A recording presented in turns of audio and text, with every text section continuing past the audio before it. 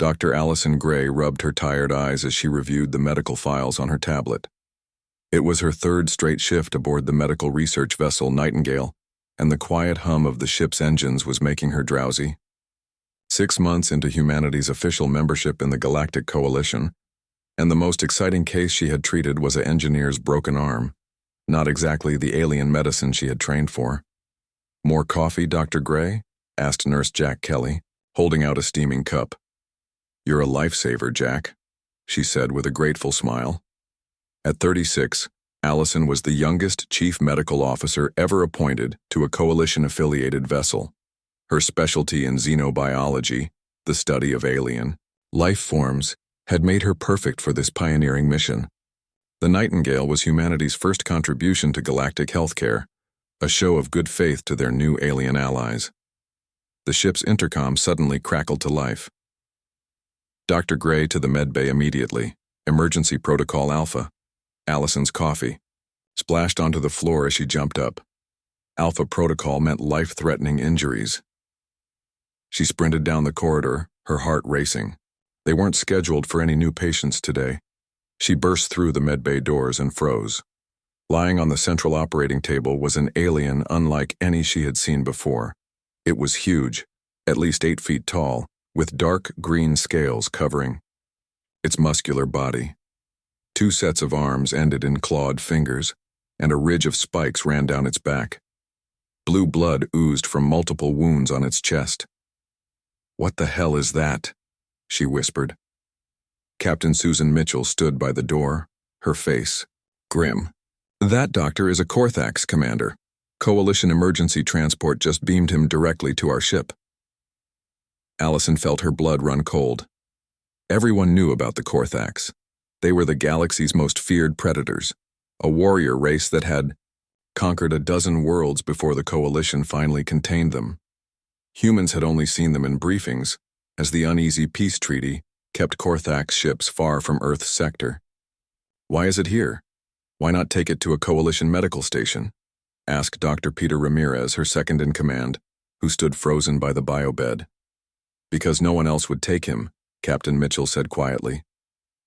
"The Korthax are too hated. The attack on his ship was likely politically motivated. No Coalition doctor wants the responsibility of treating him." "So they sent him to us?" Allison asked, already moving toward the patient. "The newcomers with no political ties? They sent him to you because of something called the Hippocratic Oath. The Coalition representatives were quite impressed when they learned human doctors pledged to treat all patients regardless of who they are." The captain's expression softened. "They believe only humans would help a Korthax without ulterior motives." Allison was already scanning the alien's vital signs. The readings on her medical tricorder were alarming. Multiple organ systems failing, heavy metal poisoning, and 3 deep wounds that looked like energy weapon burns. "He's dying," she said simply. "We need to act now. Peter, prep for surgery. Jack, get me the xenobiology database and load everything we have on Korthax physiology." "Which is almost nothing," Jack said, hurrying to the computer terminal. "Then, we'll have to learn fast," Allison replied, pulling on surgical gloves. "Captain, I need to know, are we authorized to treat this patient?" Captain Mitchell nodded. "Earth Central gave us green light. They said this could be an important diplomatic opportunity." She lowered her voice. "But they also said to be careful. This is Commander Vex Carr of the 3rd Battle Fleet. He's responsible for campaigns that killed thousands. Not everyone will be happy if you save him." "That's not my concern," Allison said firmly. "In this medbay, he's just a patient." As the captain left, Allison turned to her team. The fear on their faces was clear. None of them had expected to be treating the galaxy's most dangerous predator. "I know what you're thinking," she said, "but this is what we signed up for. We treat anyone who needs our help, human or alien, friend or enemy. That's what makes us different." Dr. Frank Moore, the ship's bioethicist, spoke up from the corner. "The Korthax wouldn't do the same for us. They're known to eat injured enemies on the battlefield." "Then we'll show them a better way," Allison replied, not looking up as she prepared a surgical tray. "Medical neutrality isn't conditional, Frank. The UN Next 6 hours were the most intense of Allison's career. The Korthax commander's anatomy was a maze of unfamiliar organs and biochemical systems. His blood contained high levels of fluoride compounds that would kill a human instantly. Twice his heart stopped, all three of them, and they had to improvise a defibrillation technique for his alien physiology. By hour 4, the entire medical staff was working in perfect sync, their initial fear replaced by professional focus. Dr. Ryan Washington, the ship's pathologist, had identified the poison in the commander's system and was synthesizing an antidote. Nurse Kate Powell was successfully managing his pain with carefully calibrated doses of modified anesthetics. Third organ cluster stabilizing, Peter announced, looking up from his scanner with a surprised smile. Blood toxin levels dropping. I think we might actually save him. Not yet, Allison cautioned, her hand steady as she repaired a tear in what appeared to be a secondary lung. But we're getting there. As she worked, Allison couldn't help but study the alien warrior. Despite his fearsome appearance, she could see signs of advanced age, the equivalent of a human in his 60s perhaps. His scales were marked with countless battle scars, and one of his forearms appeared to have been previously severed and reattached. He survived a lot, she murmured. To kill more people, Frank replied quietly. Or maybe to see his world change, Allison said. We don't know his story. At last the commander was stabilized. His vital signs were weak but steady, and the medical team stepped back, exhausted but triumphant. We did it, Peter said, disbelief in his voice. We actually saved a Korthax. Now we have to keep him alive, Allison reminded them, and deal with whatever comes next. She needn't have waited long.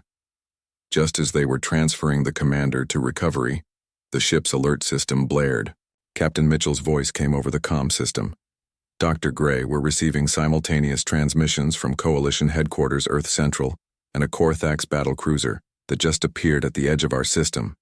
It seems your patient is more important than we realized. Allison looked down at the unconscious alien commander. His breathing was shallow but regular, his massive chest rising and falling under the medical blanket. In sleep, even the galaxy's most feared predator looked vulnerable. Tell them he's stable but critical, she replied. And remind everyone that the Nightingale is a medical vessel protected by Coalition law. We will continue to treat our patient, regardless of politics. As she prepared a recovery protocol for the commander, Allison Gray had no way of knowing that her decision to honor her medical oath would soon change the course of galactic history and place humanity at the center of a diplomatic crisis that had been brewing for centuries. 3 days passed before Commander Vexcar opened his eyes. Dr. Allison Gray was checking his vital signs when she noticed a change in his breathing. She looked up to find 4 yellow eyes staring at her. You're awake, she said, keeping her voice calm despite the sudden rush of fear. She had been treating an unconscious alien predator. Now she faced a conscious one. The Korthax commander didn't move, but his eyes tracked her every movement. His massive body tensed under the medical restraints the team had placed as a precaution. You're aboard the Earth medical vessel Nightingale, Allison explained. I'm Dr. Gray. You were attacked and badly injured. The Coalition emergency transport brought you to us for treatment. Vexcar remained silent, his scaly face unreadable. Allison pressed on. You had poison in your system and 3 severe energy weapon wounds. We performed surgery to save your life. You're stable now, but you'll need more time to heal completely. Throme, Commander finally spoke, his voice a deep rumble that seemed to vibrate the air. Why? The universal translator embedded in Allison's medical badge converted the alien sound into English. Why what? She asked. Why save enemy? The translator struggled with his dialect, creating choppy sentences. Allison paused, considering her words, carefully. We don't see you as an enemy. In this medbay, you're a patient. Nothing more, nothing less.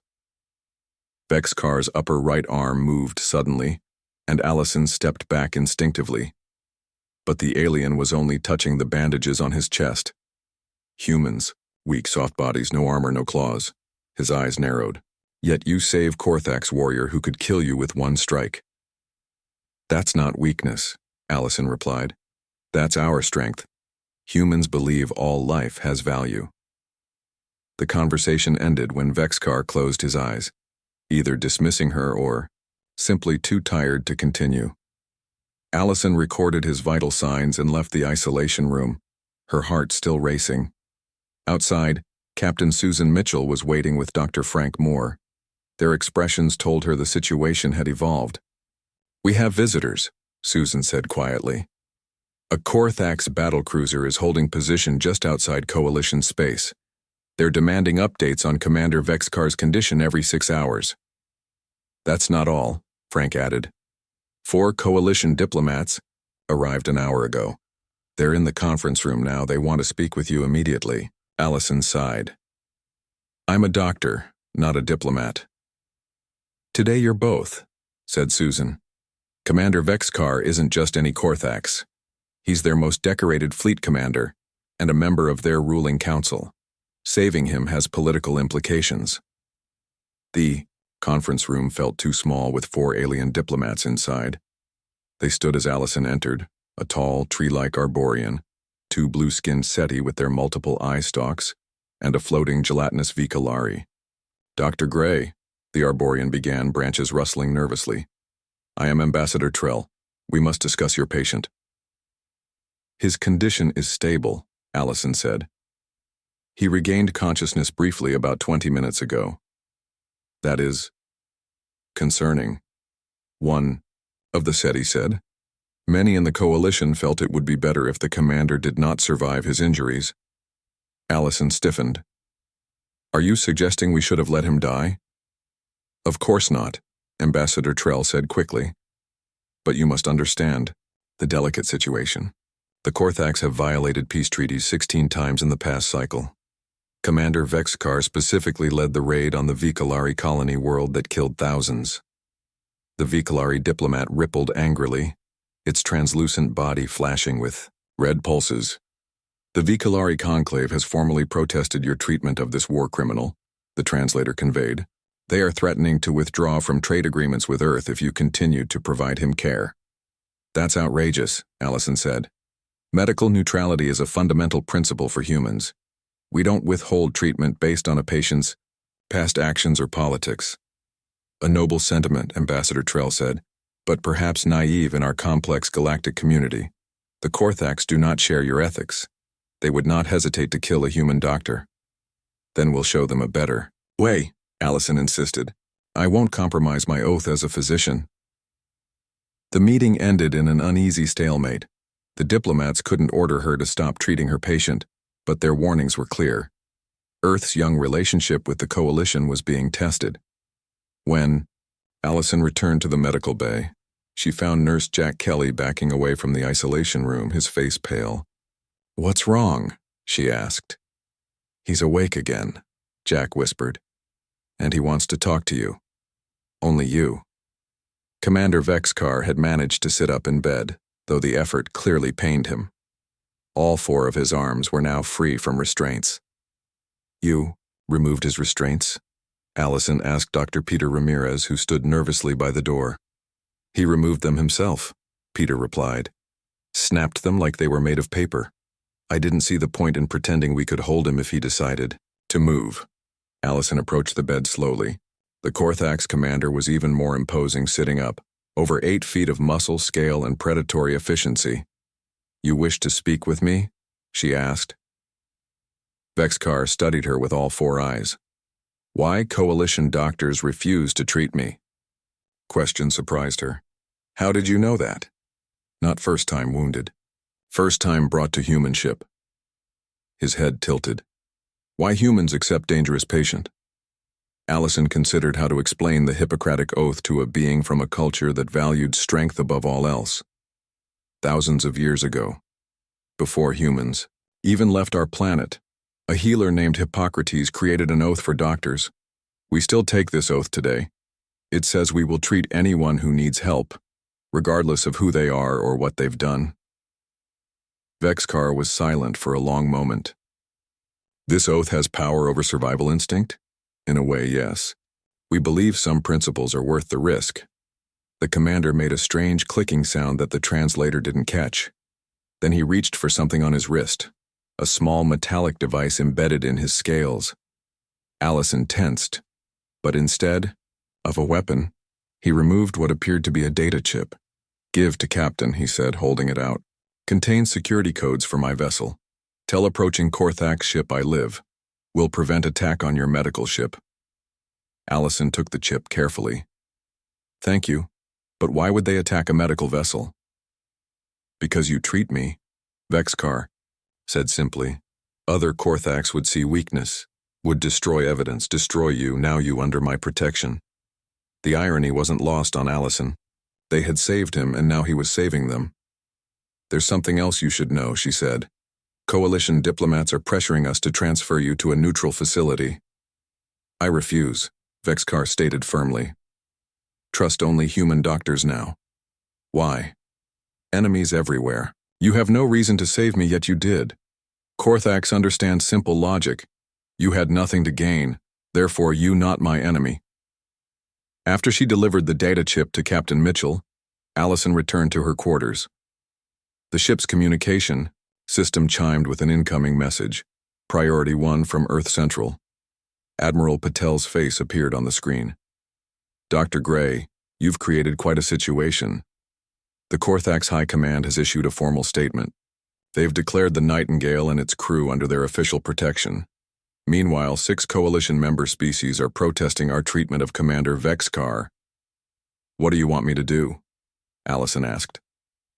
"Continue exactly as you are," the Admiral replied with a tired smile. "Your patient might be the key to something we never expected, a genuine dialogue with the Korthaks. For the first time since first contact, they're actually talking instead of threatening."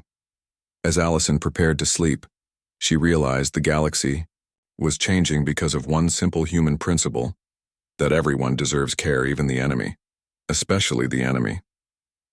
1 week after Commander Vexkar regained consciousness, the Nightingale faced a new crisis. A Korthak shuttle requested emergency docking clearance, carrying 7 injured warriors. They're claiming it was a training accident, Captain Susan Mitchell explained to Dr. Allison Gray in the ship's briefing room. "But Coalition intelligence says they were injured in a border skirmish with Vikalari forces." "Does it matter how they were injured?" Allison asked. "They need medical help." "It matters politically," Susan replied. "The Vikalari are already calling us Korthak sympathizers. If we treat soldiers injured in an illegal border raid, we'll be seen as taking sides." Dr. Frank Moore, who had joined them for the meeting, spoke up.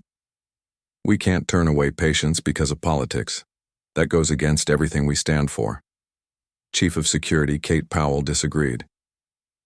"We have to consider the bigger picture. The Korthaks could be using our medical ethics against us, dragging us into their conflicts." Allison rubbed her tired eyes. She hadn't slept well since Vexkar had been brought aboard. "Let me talk to him. Maybe he can clarify what's really happening." Commander Vexkar was sitting up in his recovery bed when Allison entered. His wounds were healing faster than human injuries would, but he still needed daily treatment. He had been a surprisingly cooperative patient, allowing the medical team to study his unique physiology.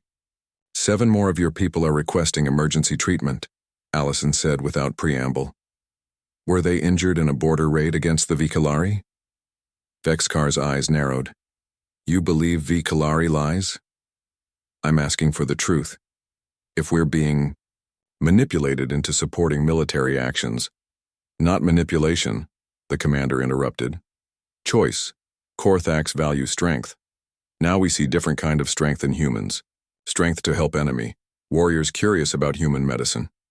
"Curious enough to risk their lives?" Allison asked skeptically. "They wounded in defense of our territory," Vexkar stated firmly. "Vikalari scouts violated border," we responded. "But truth not important. Question is, will human doctors honor oath when it becomes difficult?" It was a challenge, and Allison knew it. "Of course we'll treat them. But you need to understand that our actions have consequences for Earth's relationship with the Coalition." "Yes," Vexkar agreed, surprising her. "Choices always have consequences. Korthaks choosing to trust humans instead of other Coalition species. also has consequences. When Allison returned to the briefing room, her decision was made. We'll treat the injured Korthax. That's non-negotiable. But we should also request a coalition observer to document everything. Complete transparency is our best defense against accusations of taking sides. Captain Mitchell nodded. I've already requested an observer. Admiral Patel is sending a diplomatic shuttle with representatives from 3 neutral species. 5 hours. Later, the medical bay was filled with injured Korthax warriors. Their wounds were severe, plasma burns, shrapnel injuries, and radiation exposure consistent with ship-to-ship combat. Dr. Peter Ramirez coordinated care for the less critically injured patients, while Allison handled the most severe cases. The Korthax warriors watched the human medical team with a mixture of suspicion and fascination. They've never experienced medical care like this, Nurse Jack Kelly observed as he helped Allison treat a young warrior with severe burns across his chest. One of them told me that in their culture, the injured are usually left to recover on their own or die trying. Survival of the fittest taken to an extreme, Allison murmured. The warrior on her table suddenly spoke, his voice weaker than Vexcar's but still intimidating. Strong survive, weak perish, make species stronger. Except you're here, letting us help you, Allison pointed out. Does that make you weak? The warrior's 4 eyes blinked in sequence. Commander Vexcar says humans redefine strength. Says, healing is power too. Many warriors curious if true. As Allison continued working, she realized what was happening. These warriors weren't just patients, they were observers, testing human medical ethics firsthand. Vexcar was using the Nightingale as a cultural exchange program of sorts. By the time the Coalition diplomatic shuttle arrived, all 7 Korthax warriors were stabilized. The observer team consisted of an Arborian scientist, a CT medical, ethicist, and a small robotic representative from the Mechanical Zin Collective. This situation is unprecedented, the Arborian Dr. Xylos told Allison as they toured the medical bay. The Korthax have never willingly placed themselves under the care of another species. They're watching us carefully, Allison replied. Learning. About us. And you're not concerned? Asked the SETI ethicist, Professor Mira. These are the galaxy's most aggressive predators. Their society glorifies warfare and conquest. I'm treating patients, not judging civilizations, Allison said. Later that evening, as the medical team was changing shifts, an alarm blared through the ship. The Vikalari had sent a delegation to the nearby Coalition outpost, demanding that the Nightingale be sanctioned for aiding Korthax military operations. Captain Mitchell called an emergency meeting in the ship's conference room. The Coalition observers, Commander Vexcar, now able to move about with assistance, and the medical team all gathered to discuss the deteriorating diplomatic situation. The Vikalari ambassador is threatening to withdraw from 3 major trade agreements if we continue treating Korthax patients, Susan explained. 2 other Coalition species have joined their protest. Let them protest, Vexcar rumbled. Korthax fleet will protect human vessel. That's exactly what we don't want, Allison said firmly. We're not taking sides in your conflicts. We're providing medical care based on need, not politics. The Arborian observer's branches rustled thoughtfully. Perhaps this situation offers an opportunity. For centuries, the Korthax have refused meaningful dialogue with the Coalition. Now they're willingly engaging with humans. This could be the first step toward genuine peace, or the first step toward Earth being drawn into a galactic war, Professor Mira countered. As the debate continued, Allison noticed Commander Vexcar studying her with an intensity that made her uncomfortable. When the meeting ended, he approached her in the corridor. You face difficult choice, he said. Korthax respect this. Your people small, new to stars, yet stand by principles even when dangerous. It's not about being brave, Allison replied. It's about doing what's right. Same thing to Korthax, the commander said. Must tell you something important. Our Supreme Commander coming to see human doctors. First time ever visiting non-Korthax vessel willingly. Allison stared at him in shock. When?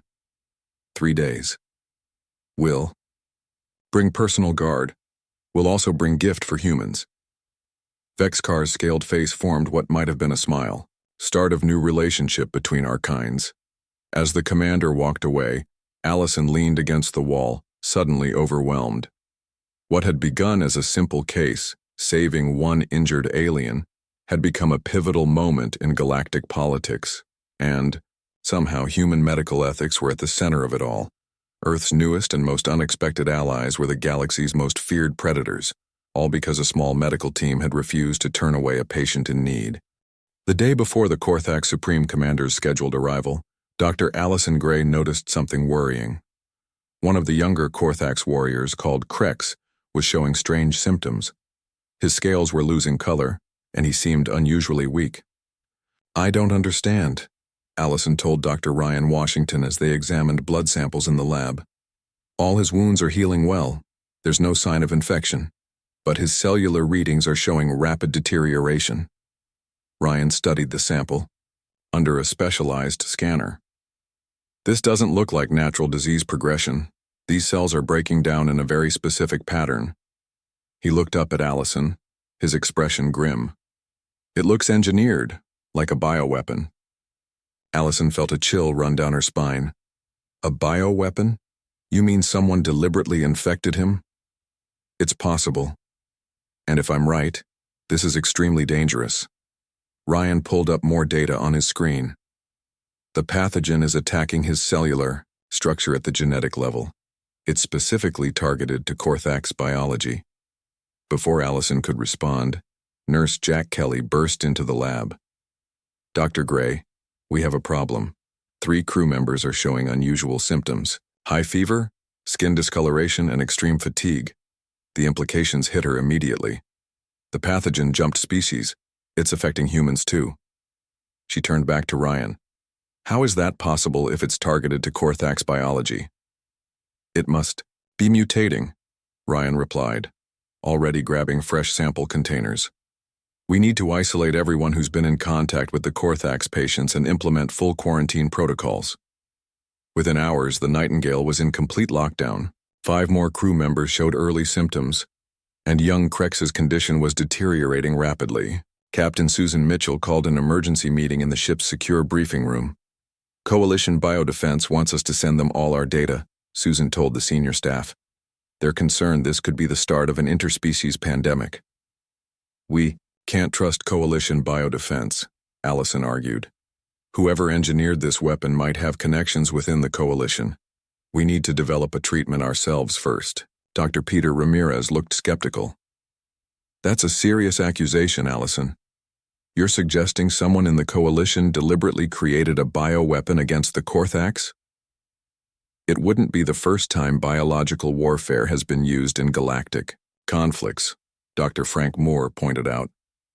"The Korthax have many enemies." Commander Vexcar, who had insisted on joining the meeting despite the quarantine risk, spoke up. "This resembles weapon design stolen from our research facilities 3 cycles ago.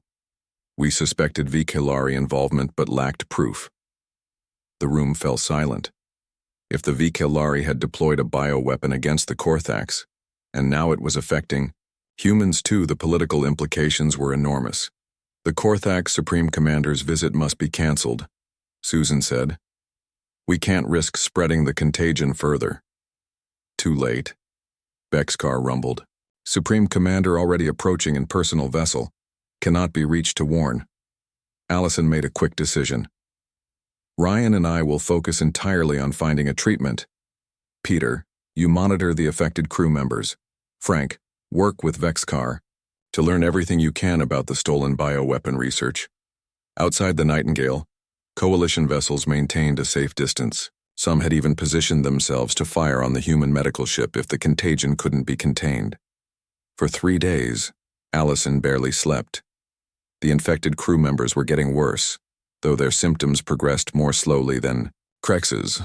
The young Korthax warrior was now in critical condition, his once powerful body weakening by the hour. On the 4th day of quarantine, Ryan made a breakthrough. "It's our immune system," he explained excitedly to Allison in the lab. "Humans are partially resistant to the pathogen, Our adaptive immune response is fighting it off better than the Korthak's immune system can. Allison studied the data. The Korthaks have a different immune structure. They rely more on innate immunity, physical barriers like their scales and antimicrobial compounds in their blood. They don't have the same adaptive responses we do. Exactly. Ryan nodded. Our bodies produce specific antibodies against the pathogen. If we can isolate those antibodies and modify them to work with Korthak's biology, we might have a treatment. For the next 24 hours, they worked frantically to develop a treatment based on modified human antibodies. The Korthak Supreme commander's ship had arrived but remained at a safe distance after learning of the quarantine. Relations between the Korthaks and Vikalari had deteriorated to the brink of open warfare, with both sides moving military vessels into position along their shared borders. When Allison finally synthesized the treatment, she decided to test it on herself first. She was already showing mild symptoms, having been exposed while treating Krex. This is too risky, Peter argued as she prepared the injection. We haven't had time for proper testing. We don't have time, Allison replied. Krex will die within hours and the infected crew members aren't far behind. And if this turns into an interspecies war, millions could die. She pressed the injector against her arm. Sometimes you have to take a risk to save lives. 6 hours later, Allison's symptoms had improved significantly. The treatment was working. They immediately began administering it to the affected crew, members, and to Krex. The young Korthak's warrior's response was dramatic.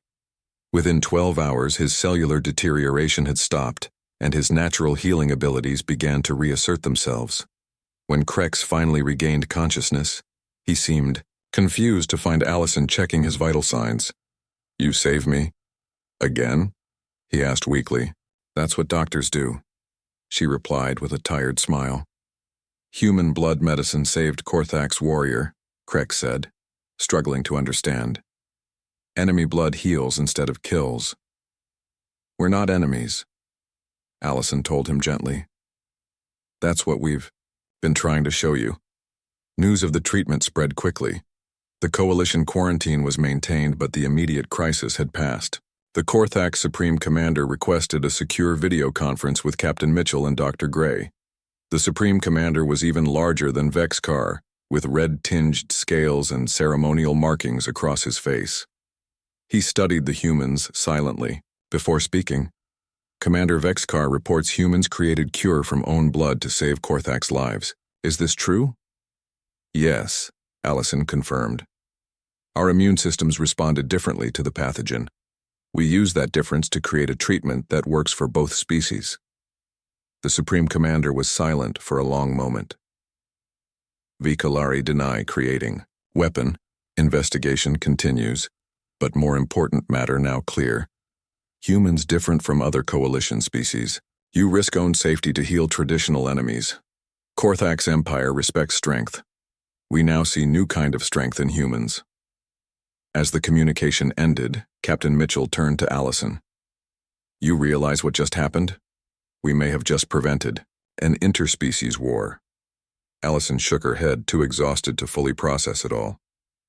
I was just doing my job, treating patients who needed help. Sometimes, Susan said with a smile, that's all it takes to change the galaxy. 6 months after the bioweapon crisis, the medical ship Nightingale docked at Unity Station, the massive headquarters of the Galactic Coalition. Dr. Allison Gray stood by a large viewport, watching as ships from dozens of different species moved through the busy space lanes around the station. Hard to believe it all started with one injured Korthak's commander, said Captain Susan Mitchell, joining her at the window. Allison nodded. And now look at where we are. Where they were was at the center of a major galactic shift.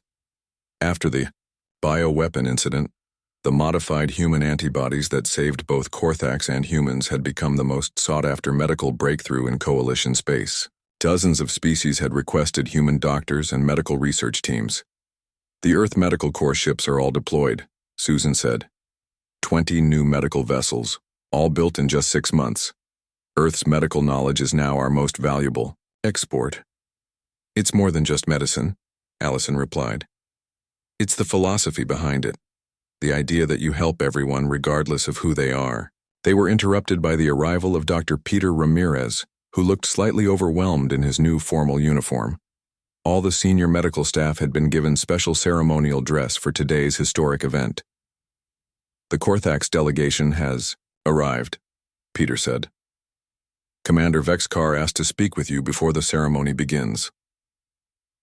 Allison found Vexcar in a private meeting room near the main assembly hall.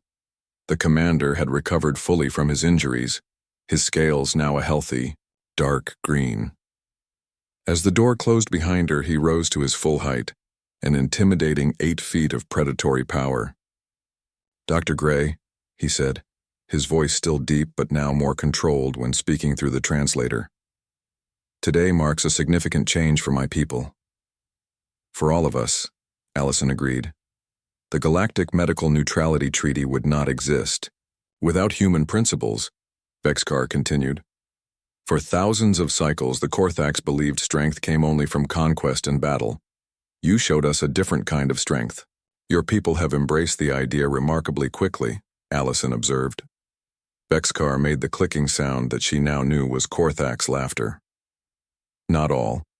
Many warriors still struggle with new concepts, but change has begun. Korthax now value healers alongside warriors. First time in our history." The commander moved closer, towering over her. "Supreme Commander has personal message for you. You not only saved his warriors' lives, you saved Korthax's future. Our genetic research showed our species was becoming weaker with each generation. Too much focus on war, not enough on healing. Human medicine brings new path." A soft chime indicated it was time for the ceremony. Together they walked to the Grand Assembly Chamber, where representatives from over 70 coalition species waited. The massive room fell silent as they entered. Allison took her place with the other human representatives, while Vexcar joined the Korthax delegation. On the opposite side of the room, she noticed the Vikalari group, their translucent bodies rippling with colors that suggested continued discomfort. The Coalition High Chancellor, a tall Seti with multiple eye stalks, stepped to the central podium. "Today marks a historic moment in galactic history. The signing of the Galactic Medical Neutrality Treaty ensures that all sentient beings will receive medical care, regardless of species, politics, or past conflicts." Screens around the chamber displayed the treaty text, which had been largely drafted by human medical ethicists and lawyers. The principles of the Hippocratic Oath had been adapted to work across different biological and cultural frameworks. "It is fitting," the Chancellor continued, "that this treaty emerged from the actions of our newest coalition members. Humans have shown us that compassion is not weakness, but perhaps the greatest strength of all." One by one, the representatives approached to sign the treaty. When the Korthax Supreme Commander made his mark, a murmur ran through the crowd. For centuries, the Korthax had refused to sign any coalition agreements. This was unprecedented. The ceremony concluded with the announcement that Unity Station would host the first interspecies medical academy, with human doctors serving as the core faculty. The Nightingale would become the flagship of a new medical fleet tasked with providing emergency care throughout coalition space. As the formal proceedings ended, Allison found herself approached by a Vikalari diplomat. She tensed slightly, remembering their fierce opposition to treating Korthax patients. "Dr. Gray," the Vikalari's translator conveyed, its body shifting through careful patterns of blue and green. "My government extends formal gratitude for your work in identifying the bioweapon. The individuals responsible have been identified within our security forces and will face justice." "It wasn't an officially sanctioned operation?" Allison asked. "No. A rogue faction seeking to provoke war. Your actions prevented what could have been a devastating conflict." The Vikalari pulsed briefly before adding, "We have much to learn from human medical ethics." Later at the reception, Allison stood with her team, Peter, Ryan, Frank, Jack, and Kate, watching as species that had been enemies for centuries cautiously interacted under the banner of medical cooperation. "You know what's really amazing?" Ryan said. 6 months ago, most of these species had never even heard of humans. Now they're adopting our medical practices and ethics. Not just medical ethics, Peter added.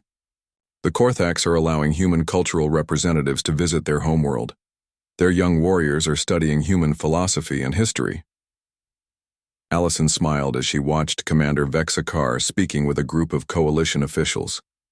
The fearsome alien warrior who had once been their unexpected patient was now serving as a bridge between his people and the rest of the galaxy. Captain Mitchell joined them, holding a data tablet. Earth Central just confirmed our new assignment. The Nightingale will lead a medical mission to the Korthax homeworld. They're requesting a permanent human medical presence there. Their homeworld? Kate asked, surprised. No non-Korthax has ever been allowed to establish a permanent presence there. Until now, Susan replied with a smile. They specifically requested Dr. Gray to lead the mission. As the reception continued around them, Allison thought about the journey that had brought them here. One injured alien commander, one medical team following their oath, and now a galaxy transformed. She caught Vexkar's eye across the room. The commander gave a slight nod of respect, predator to healer acknowledging a different kind of strength. That evening, as the Nightingale prepared for its new mission, Allison updated her personal log. Humanity has found its place among the stars not through superior weapons or technology, but through our most basic principle, that everyone deserves care. Even the deadliest predators in the universe have learned to trust us with their lives, and in doing so, they've begun to see value in peace. As she finished her entry, the ship's communication system chimed. A new emergency medical request was coming in from a distant sector. Somewhere out there, someone needed help. And that, Allison thought as she headed to the bridge, was what humans did best.